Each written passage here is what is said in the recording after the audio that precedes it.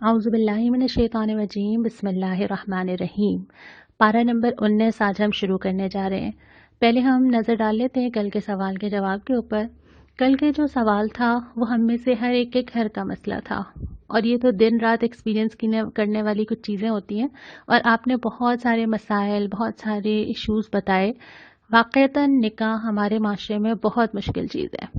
हालांकि इस चीज़ में जो हमें इस्लामिक कॉन्सेप्ट मिलता है वो तो सिर्फ इजाब व कबूल का मिलता है कि गवाहों के सामने निकाह पढ़ा दिया जाए, जो कि कुल ड्यूरेशन मैक्सिमम आधे घंटे का बनता है, और एक खाना जो लड़का अपने हस्ब इस्तात ऐलान के तौर पे अपने करीब के लोगों को खिला दे, बस। इसके अलावा कोई तफसील नहीं मिलती। फिर किस चीज़ ने मुश्किल बनाया? मैं अगर एक लफ्ज़ में इसका जवाब दूँ, हमारा माइंड सेट। और इसका ताल्लुक किसी एक मुल्क, एक जगह, एक कल्चर से नहीं है। इस्लाम असल में शुरू ही माइंडसेट बदलने से होता है। अब यहाँ पे जो चीज़ों ने प्रॉब्लम क्रिएट की है उसमें हमारी इंतखाब, चाहे वो लड़के का हो चाहे वो लड़की का हो, दोनों के लिए मयारात इतने ज़्यादा तय कर देना कि जो मुश्किल से ही पूरे हो सकें। हमें हदीसों में ये मिलता है कि लोग निकाह के लिए जिस लड़की को देखते हैं वो उसका नसब देखते हैं, वो उसका माल देखते हैं, वो उसकी शक्ल देखते हैं। तुम निकाह के लिए तकवा देखना, और ये शायद वो आखिरी चीज़ है जो हम देखते हैं। और फिर यही एक्सपेक्टेशन हम लड़के की तरफ, उसका सेटल होना, घर पे रिस्पॉन्सिबिलिटीज़ ना होना, घर का अपना होना, ये और अपेरेंस भी, ये सारी चीज़ें हम साथ साथ देखते हैं। उन चीज़ों ने हमारे लिए मुश्किल कर दी है। और उसके बाद ये कि जो रसूमात और जो चीज़ें हमारे माशरे में बढ़ चुकी हैं, जो इसराफ है, जो लोगों की तवक्कुआत हैं, बहुत सारी ऐसी चीज़ें हमने अपने लिए मुश्किल कर दी हैं, जिसमें लेना देना, जोड़े देना, जहेज़ का देना, तहाइफ देना, पूरे ख़ानदान को लेके चलना, फिर उसमें थीम, फिर उसमें इवेंट मैनेजर्स और पता नहीं क्या क्या। जबकि हर एक को मालूम होता है कि खर्च करने वाला भी मुश्किल से खर्च कर रहा है, और वही पैसा अगर उसी कपल को सेटल करने में लगा दिया जाए, ये बात तो हमें साफ साफ समझ आती है ना। ये तो अकल का तकाजा है कि लाखों रुपए उस तकरीब में लगाने के बजाय अगर उस कपल को दे दिए जाएं तो उनके मुस्तकबिल के लिए और बेहतर हो जाए। लेकिन क्या चीज़ नहीं करने देती? असल में यही वो चीज़ें हैं कि हमने अपने आबा अजदाद को करते देखा है, हमने अपने माशरे को करते देखा है। तो कौन है जो पहला स्टेप लेगा, और रिस्पॉन्सिबिलिटी कौन लेगा? और हम में से हर एक की रिस्पॉन्सिबिलिटी है। हम में से कोई इससे बरी ज़िम्मा नहीं हो सकता, क्योंकि माशरे में जो चलन आप डालते हैं, जो ट्रेंड आप सेट करते हैं, जो मिसालें आप बनाते हैं, आपके ज़िम्मे वो आती हैं। आप अच्छी मिसाल कायम करें या बुरी मिसाल कायम करें, दोनों जो है वो आपके लिए आगे चल के सिलसिला जारी करती हैं। तो हमने पहले भी पढ़ा था कि हर शख्स दोहरी जिम्मेदारी उठाता है, अपनी भी और दूसरे लोगों के भी। और दूसरी बात ये कि जितना निकाह मुश्किल होगा उतना माशरे में ज़िना फैलेगा। उसके बाद हम शुरू करते हैं पारा नंबर 19। शुरू होता है, सूरह फुरकान हमारी चल रही थी, क़यामत के दिन की मंजरकशी की है कि आसमान से बादल नमूदार होगा, लोग खौफजदा होंगे। उस रोज़ हकीकी बादशाही सिर्फ रहमान की होगी, रहम करने वाले की, क्योंकि उसके रहम के अलावा और कोई सहारा नहीं होगा। उसके बाद भी फरमाया कि जब रसूल केसेस पेश करेंगे ना अपनी उम्मत के बारे में, तो वो कहेंगे कि मेरी कौम ने कुरान को छोड़ दिया था। यहाँ पे लफ्ज़ महजूरा इस्तेमाल हुआ है, जिसके दो माने हो सकते हैं। एक तो ये कि हजर किया था कुरान के साथ, उसको माना नहीं था, इनकार किया था। एक ये कि हुजर किया था कुरान के साथ, यानी उसका मजाक बना दिया था। और मजाक बनाने का मतलब ये है कि किताब में कुछ लिखा है और मैं वो कर रही हूँ जो मेरा दिल चाह रहा है। मजाक बनाना यही है कि किताब पुकार पुकार के कह रही है और मैं उसको खातिर में नहीं ला रही। और उसके बाद फिर कुरान के वक्तन फ़वक्तन उतरने की हिकमत बयान की गई है कि जो कुरान अल्लाह ताला ने नाजिल किया एक साथ नहीं दिया, इसलिए कि आपको आहिस्ता आहिस्ता याद हो, इसलिए कि नबी करीम सल्लल्लाहु अलैहि वसल्लम जो पैगाम पहुंचा रहे थे उसमें जो एतराज़ात आ रहे थे, मराहिल आ रहे थे, तो वो साथ साथ जवाब देता चला जा रहा था। फिर ये कि वो दिल में जगह बनाए, आहिस्ता आहिस्ता थोड़ी थोड़ी डोज आ रही थी, ताकि उसकी जगह बनती जाए और उसके साथ साथ अमल करना भी तो आसान हो ना। अगर सारे अहकामात एक साथ आ जाते तो कितना मुश्किल हो जाता। इसलिए चाहे वो नमाज का हुक्म हो, चाहे वो शराब की हुर्मत का हुक्म हो, तमाम चीज़ें स्टेप बाय स्टेप नाजिल होती रही हैं। उसके बाद ये कि वो रहनुमाई करे, कुरान साथ साथ बताता चला जा रहा था। जैसे हमने कल ही सूरह नूर पढ़ी है कि जब जो जो वाक़यात आ रहे थे, कुरान खुद ही बताता जा रहा था कि अब ये अहकामात ये हैं, अब माशरे में ये किया जाए, क़वानीन ये बनाए जाएँ। फिर उसके साथ साथ कुरान को तरतीब देना, अल्लाह ताला की मर्ज़ी से नबी करीम सल्लल्लाहु अलैहि वसल्लम ने इस कुरान को तरतीब दिया। پھر فرمایا کہ عذاب تو آتا رہا ہے، پہلے بھی آتا رہا ہے، آئندہ بھی آ سکتا ہے، یہ کوئی انہونی چیز نہیں ہے۔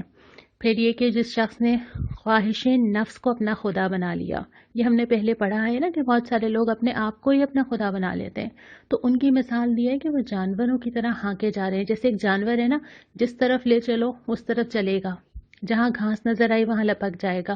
تو ایک انسان جو نفس کے پیچھے بھاگتا ہے نا، نفس کسی بھی شکل میں ہو، اپنی پسند یا اپنی ترجیحات کے پیچھے بھاگتا ہے، وہ پھر جانور کی طرح ہی ہوتا ہے۔ جہاں کوئی اٹریکشن نظر آئی وہاں لپک کے چلا گیا، کوئی اصول ضابطے زندگی کے نہیں ہوتے۔ اس کے بعد فرمایا کہ قرآن کو لے کے جہاد کبیر کرو، یعنی ایک تو وہ جہاد ہے جو تلواروں کے ساتھ کیا جاتا ہے، اور ایک وہ جہاد ہے جو قرآن اٹھا کے قرآن کو پھیلا دو، قرآن سے جد و جہد کرو، ہر چیز کے خلاف جو چیز قرآن سے ٹکراتی ہے اس کو بدلنے کی پوری کوشش کرو۔ اور اس کے بعد ایک بہت ہی پیارا لفظ آتا ہے، عباد الرحمن، رحمان کے بندے کون ہیں؟ پہلے ہی آیا تھا قیامت کے دن بادشاہی رحمان کی ہوگی، رحم کرنے والی کی، لیکن رحمان کے اپنے بندے کون سے ہیں؟ اللہ تعالیٰ نے اپنے آپ سے جوڑ کے یہاں پہ ذکر کیا ہے ہم لوگوں کا۔ اچھا، جو صفات آئی ہیں نا رحمان کے بندوں کی، اگر آپ اس کو تقسیم کریں تو اس میں عبادات اتنی تھوڑی سی آئی ہیں، مجھے تو یہ لگتا تھا کہ شاید لسٹ میں ہوگا نماز، روزہ، حج، زکوٰۃ، تسبیحات، نہیں آئی۔ صرف یہ کہ شرک سے گریز اور سجدہ اور قیام اللیل، رب سے تعلق۔ اس کے بعد بہت ساری چیزیں جو ہیں وہ شخصیت کی آئی ہیں، پرسنالٹی، لوگوں سے تعلق۔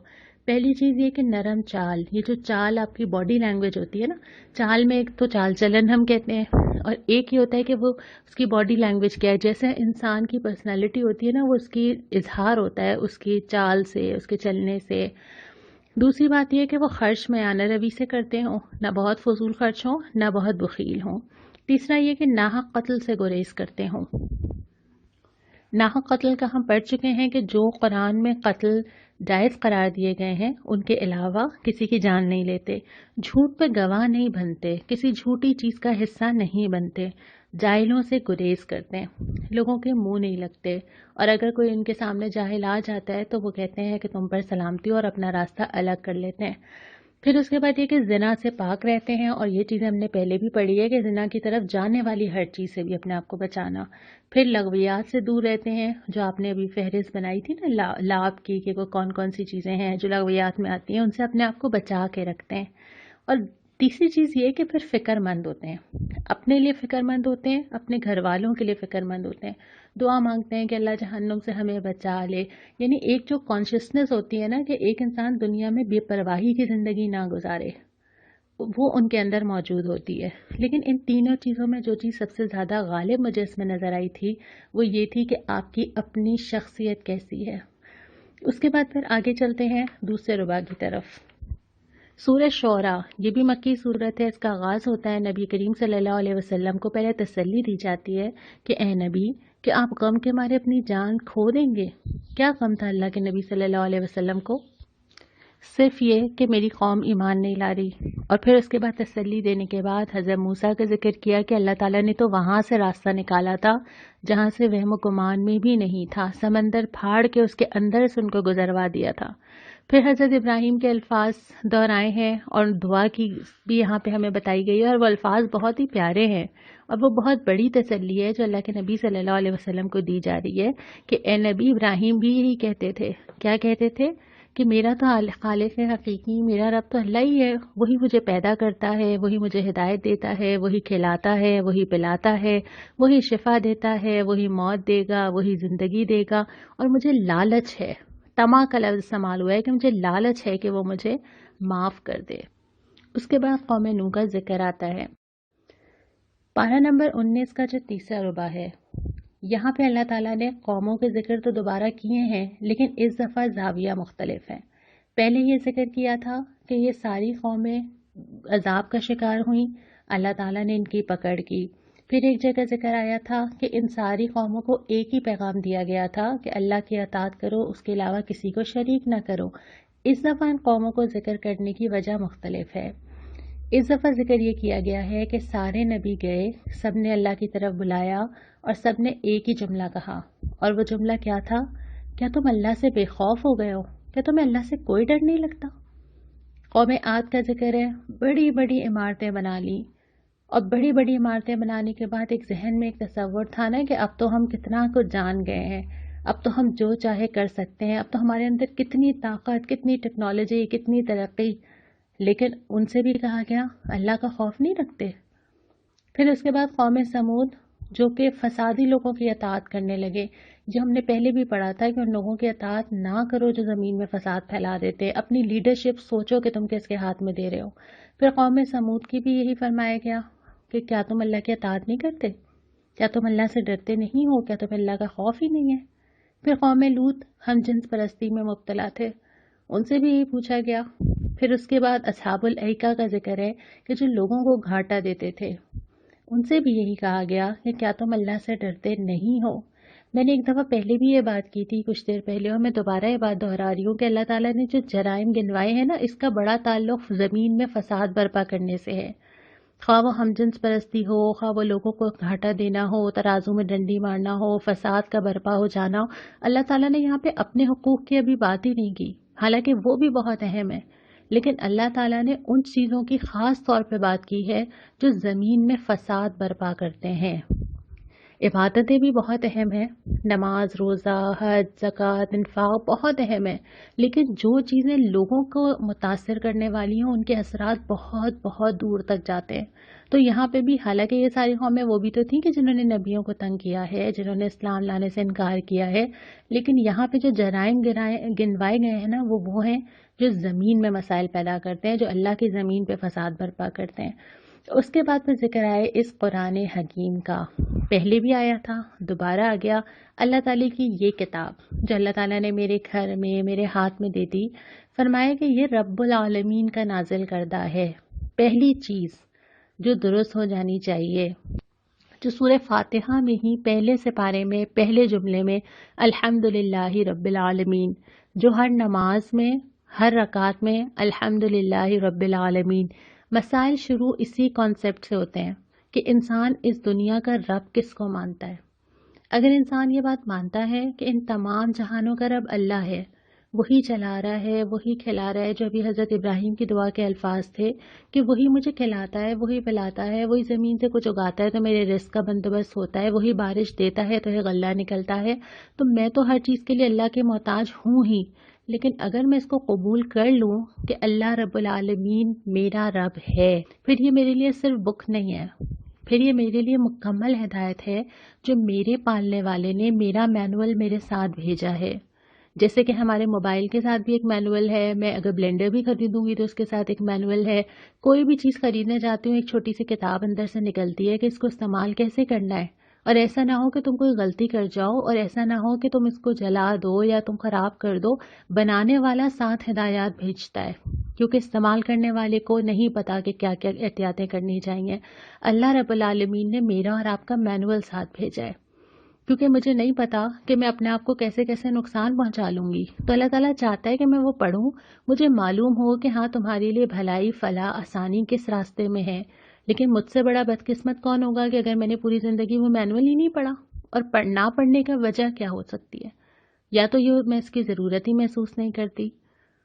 تو اسی لیے یہاں پہ پہلی بات تو یہ فرمائی کہ وہ نازل کس نے کیا ہے، اس کی عظمت کو محسوس کرنے کی ضرورت ہے، اس رب العالمین نے جو تمہارا پیدا کرنے والا اور اس کائنات کو چلانے والا ہے. دوسری بات یہ کہ یہ صاف صاف عربی زبان میں آیا ہے، بہت آسان ہے سمجھنا. ابھی ہم اتنے دن سے جو قرآن پڑھ رہے ہیں، کیا قرآن پڑھنا بہت مشکل کام ہے؟ نہیں ہے. قرآن دلوں میں اترتا ہے، انسان یکسو ہو کے بیٹھتا ہے تو قرآن کی ایک ایک آیت سمجھ آتی ہے.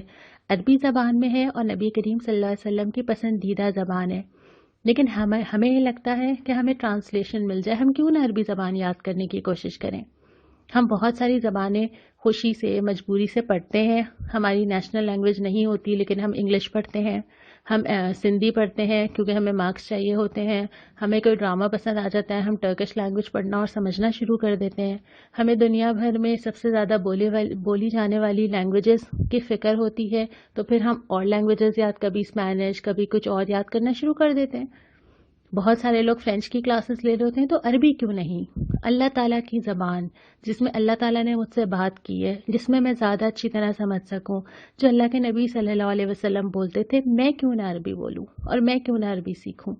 تو ضرور کوشش کیجیے کہ جتنا پاسبل ہو ہم عربی لینگویج ضرور سیکھیں۔ تیسری بات یہ کہ یہ کتابوں کی جو پہلے آ چکی ہیں ان کی تصدیق ہی کرنے والی چیز ہے، کوئی ایک دم نئی چیز نہیں آئی ہے، بلکہ جو ہدایات اللہ تعالیٰ کی طرف سے حضرت آدم کے زمین پہ آنے کے بعد ایک سلسلہ چل رہا تھا، اسی کا تسلسل ہے جو آج تم تک پہنچا ہے۔ اس لیے اس قرآن کی عظمت کو محسوس کرنا، اس سے محبت رکھنا، اس سے تعلق رکھنا اور اس کو سمجھنا اس نیت کے ساتھ کہ میرا رب مجھ سے مخاطب ہے، بہت اہم ہے۔ پھر ہم آ جاتے ہیں چوتھے ربع کے اوپر۔ یہاں پہ شروع میں اللہ تعالیٰ نے اپنے احسانات اور نبیوں کو دیے ہوئے معجزات گنوائے ہیں۔ ہم نے یہ سورت جب شروع کی تھی تو اللہ تعالیٰ نبی کریم صلی اللہ علیہ وسلم کو تسلی دے رہے تھے نا، آس پاس حالات مشکل بھی ہوتے ہیں، بظاہر روشنی نظر بھی نہیں آ رہی ہوتی، کیا ہوگا کیسے ہوگا۔ اللہ تعالیٰ نے یہ بتایا ہے کہ دنیا میں جب بھی کوئی ایسی مشکل آئی ہے، اہل حق کو کوئی مشکل آئی ہے، اللہ تعالیٰ ان کے ساتھ موجود رہا ہے، اور اللہ تعالیٰ نے وہاں سے ان کی مدد کی ہے جہاں سے انہوں نے کبھی سوچا بھی نہیں تھا۔ تو یہاں پہ اللہ تعالیٰ کے احسانات بھی گنوائے گئے ہیں اور نبیوں کو دیے ہوئے معجزات بھی گنوائے گئے ہیں۔ حضرت موسیٰ کو جو معجزات دیے گئے تھے اس میں سے دو اہم چیزوں کا یہاں پہ ذکر کیا ہے کہ اپنی لاٹھی کو زمین پہ ڈالتے تھے اور وہ سانپ یا اژدہے کی شکل اختیار کر لیتی تھی۔ دوسرا ان سے کہا جاتا تھا کہ اپنا ہاتھ اپنے بغل میں ڈالو اور وہ چمکتا ہوا نکلے گا۔ حضرت داؤد اور سلیمان کو بہت علم دیا گیا تھا اور خاص طور پہ حضرت سلیمان کو یہ معجزہ دیا گیا تھا کہ وہ پرندوں کی بولیاں اور جانوروں کی باتیں سمجھ لیتے تھے اور ان کے لشکر میں یہ سب شامل تھے۔ تو اللہ تعالیٰ کی جو کائنات کی ساری چیزیں نا، ہم نے اس سے پہلے غزوہ احد، غزوہ بدر اور مختلف تبصرے پڑھے تھے۔ اللہ تعالیٰ کی کائنات کی جو ساری چیزیں ہیں، چاہے وہ بادل ہو، چاہے وہ بارش ہو، چاہے وہ ہوا ہو، یہ ساری چیزیں اگر انسان ایمان پہ چلتا ہے تو یہ ساری چیزیں اس کا ساتھ دینے کے لیے آ جاتی ہیں، اور اگر نہیں چلتا ہے تو یہی ساری چیزیں اس کے اگینسٹ ہو جاتی ہیں۔ اب حضرت موسیٰ کا جو سمندر کے اندر سے گزر جانا تھا، کہ انسان کبھی تصور کر سکتا تھا کہ اللہ یہ بھی کر سکتا ہے؟ پھر مختلف غزوات کے اندر کہیں پہ بارش کا ہو جانا کہ پانی نیچے کی طرف چلا جائے، کہیں تیز ہوا کا آنا، یہ ساری چیزیں اسباب قدرت ہیں، اور یہ سارے اسباب قدرت اللہ تعالیٰ کے ہاتھ میں ہیں۔ تو اللہ کی قدرت ہماری تھوڑی سی جو کوشش ہے اس سے بہت زیادہ ہے، اور ہماری کوششوں میں اللہ تعالیٰ اپنی قدرت سے اضافہ کر سکتا ہے۔ پھر اس کے بعد حضرت سلیمان نے ملکہ سبا کو جو دعوت دی تھی اور اس کو پرچہ بھیجا تھا کہ اللہ کی اطاعت میں آ جاؤ، اور اس کے بعد وہ واقعہ ہے کہ اس نے بہرحال پھر آخر میں اللہ کی اطاعت قبول کی اور اسلام لائی۔ پھر ذکر ہے قوم سمود اور قوم لوط کا، لیکن اس دفعہ ذکر یہ ہے کہ دونوں یہ کہتی تھی کہ چلو چالیں چلو، ہم کچھ کرتے ہیں، ہم یہ منصوبہ بناتے ہیں، ہم ان کو نعوذ باللہ قتل کر دیں گے۔ اللہ تعالیٰ نے فرمایا کہ ساری چالیں دھری کی دھری رہ جاتی ہیں جب تمہارے رب کا حکم آتا ہے۔ اور آخر میں ایک بہت اہم سوال کیا ہے، یہ بتاؤ، یہ سارے واقعات پڑھنے کے بعد، یا میں یہ کہوں 19 سپارے پڑھنے کے بعد، یہ بتاؤ اللہ بہتر ہے یا وہ معبود؟ کون بہتر ہے؟ وہ جس پہ تکیہ نہ کیا جا سکے، جس سے مانگا نہ جا سکے، یا وہ اللہ جس سے جب لگ کے دعا مانگی جائے نا، اس کو آپ تجربہ کر کے دیکھیے، جب آپ اللہ کے سامنے رو کر صرف اللہ سے خالص ہو کے دعا مانگتے ہیں، جب آپ راتوں کو اٹھ کے اللہ کے سامنے گڑ گڑاتے ہیں، آپ کو محسوس ہو جاتا ہے کہ آپ کی دعا سنی گئی ہے۔ اور پھر وہ اللہ جو ان ساری چیزوں کا حل کر سکتا ہے جن کو انسان نہیں کر سکتے، اور پھر وہ اللہ جو سب سے زیادہ رازدار ہے، جس سے میں ہر بات کر سکتی ہوں اور مجھے یہ خطرہ نہیں ہے کہ وہ میری بات کو کس طرح سمجھے گا اور کس طرح کہے گا اور کس طرح کسی اور کو پہنچا دے گا، وہ اللہ۔ اور پھر وہ اللہ جس کے ہاتھ میں اسباب قدرت ہیں، لوگ نہیں کر سکتے میرے مسائل حل، لوگ نہیں جانتے میری خواہشات، میری ضروریات، میرے دل کے معاملات، میری پریشانیاں، میرے غم، لوگ نہیں جانتے، صرف اللہ جانتا ہے۔ تو اللہ بہتر ہے، یہی سارے معبود، صرف اللہ۔ تو اللہ ہی کی طرف رجوع انسان کو سکون بھی دے سکتا ہے، امن بھی دے سکتا ہے۔ یہاں پہ آ کے سپارہ ختم ہوتا ہے۔ آج کا جو سوال ہے وہ یہ ہے کہ سورۃ الشعراء کی 7 آیتیں، آیت نمبر 213 سے لے کے 220 تک، ان 7 آیات میں ہمیں کیا ہدایات ملتی ہیں؟ یہ آپ انشاءاللہ تعالیٰ مجھے بھیجیں گے۔ اور آج کی جو دعا ہے، آج کے سپارے میں بہت ساری دعائیں آئی ہیں، 4 دعائیں آج کے سپارے میں آئی ہیں۔ سورہ فرقان کی 2 دعائیں ہیں، سورہ شعراء کی دعا ہے اور سورہ نمل کی دعا ہے۔ سورہ نمل کی دعا ہم پڑھ لیتے ہیں آج، اور اسی پہ ہم آج اس سپارے کا اختتام کریں گے۔ دعا یہ ہے: رب أوزعني أن أشكر نعمتك التي أنعمت علي وعلى والدي وأن أعمل صالحا ترضاه وادخلنی برحمتک فی عبادک الصالحین۔ اے میرے رب، مجھے قابو میں رکھ، میں تیرے اس احسان کا شکر ادا کرتا رہوں جو تو نے مجھ پر اور میرے والدین پر کیا، ایسا عمل صالح کروں جو تجھے پسند آئے، اپنی رحمت سے مجھے صالح بندوں میں شامل کر لے، آمین۔ یقیناً اللہ تعالیٰ کا احسان ہے کہ اللہ تعالیٰ نے ہمیں مسلمان بنایا، اور اللہ تعالیٰ ہم سے وہ کام کروا لے کہ ہم اللہ کی رحمت کے مستحق ہو جائیں۔ ہم سب ایک دوسرے کے لیے دعا کریں۔ انشاءاللہ تعالیٰ کل ہم پارہ نمبر 20 کا آغاز کریں گے۔ السلام علیکم ورحمۃ اللہ۔